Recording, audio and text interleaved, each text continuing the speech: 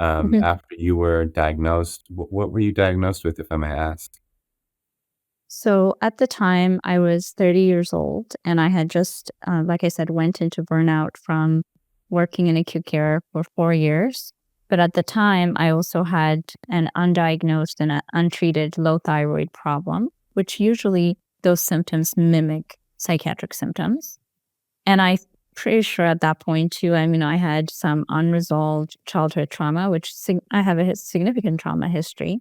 And so there was like many factors there that Right. came together.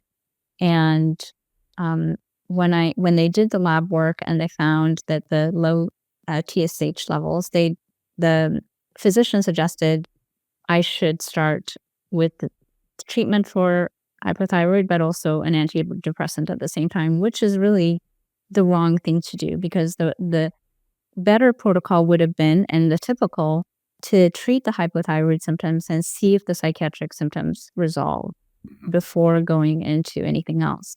But Right. nothing else was explored at that point. There was no discussion around the nursing burnout.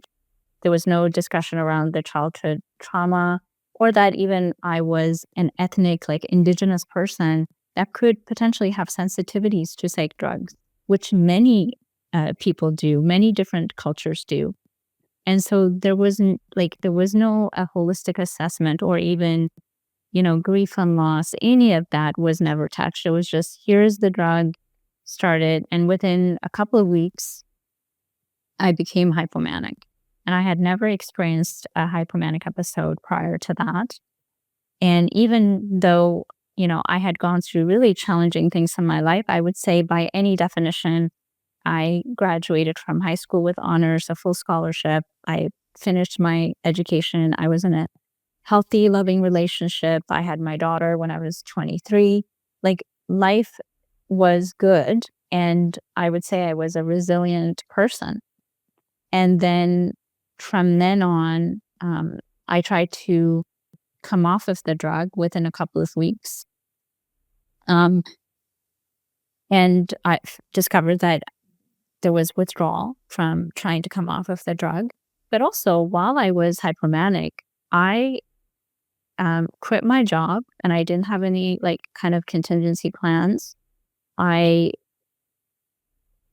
I was the effects of the drugs were I made some decisions that were life changing, and so the wrong diagnoses and the wrong medication can really destroy a person's life, their finances, their relationships, their physical health, their sexuality, their self-esteem, dignity. It's just like it can be incredibly damaging. And but the other piece is when I went back to my physician um, after time, they said, no, you have an antidepressant induced bipolar disorder. So you're going to need more drugs. And I was trialed on 10 different medications and I had adverse reactions to all of them. One of them was a medication called Lamictal, and I had the rare adverse reaction, which was called Stevens-Johnson syndrome. I felt like I was really dying and it could have been fatal and I was on the lowest dose of that drug. So by the time I was on treated with psychiatric drugs for 13 years altogether. And the entire time I gained weight, I had brain fog, I experienced hypersexuality in one of the antidepressants, which destroyed my relationship, my previous relationship. And I I had suicidal ideation. I had never experienced suicide was never on my radar. I just never considered it. I don't know if it was because of the culture that I came from or it's just as a person. I always thought I liked living. I liked learning, growing, and just being alive. And so the first 6 months after I was started on the antidepressant, after my first hypomanic episode that fall, in winter, I went into a suicidal depression and I had never, and that continued to intensify with more drugs. And that was probably the most kind of disturbing thing because I had things to live for and I had my daughter, she was young. And I would say, um, I felt like the drugs were kind of like I describe it to people as a chemical lobotomy. And I know that's a strong language, but that's the truth of it. And many of my clients have said the same thing to me. I don't know who I am anymore. And you go to a very hopeless place over time. And I had to question myself, is this my fate for the rest of my life?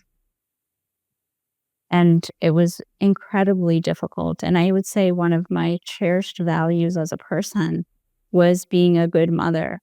And I became to some extent emotionally absent.